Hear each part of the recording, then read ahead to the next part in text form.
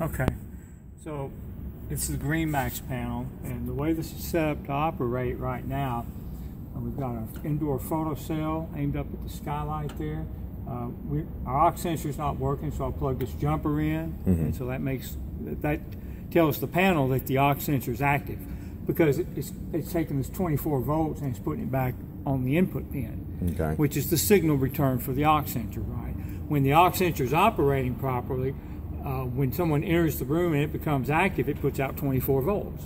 So we're just mimicking that by having this plugged in. So right now, we've got the switch over here as well. The top button on this switch controls these lights as well.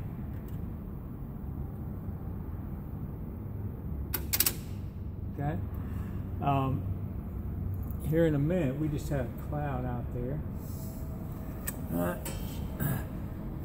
So we can pull our aux sensor, and the aux sensor is saying nobody's in the room now. Right. Okay, when we plug that in, the lights turn on because somebody just walked in.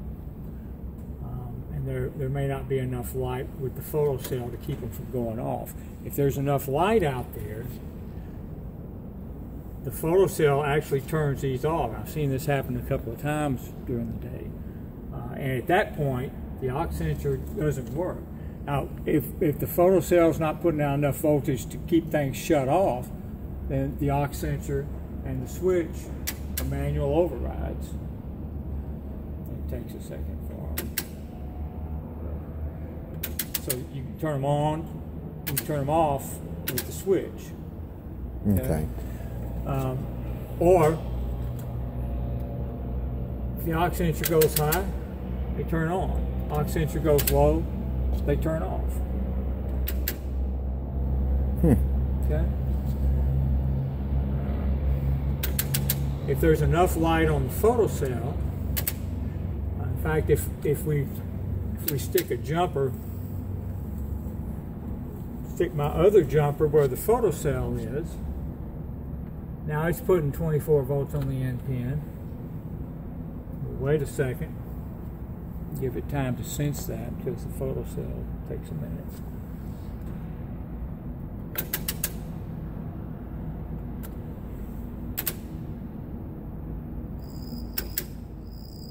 Just wait a minute. Photo cell takes a minute.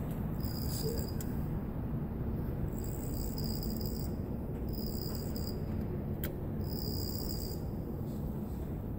Aux sensor does nothing because the panel sees that the photo cell is putting out full voltage.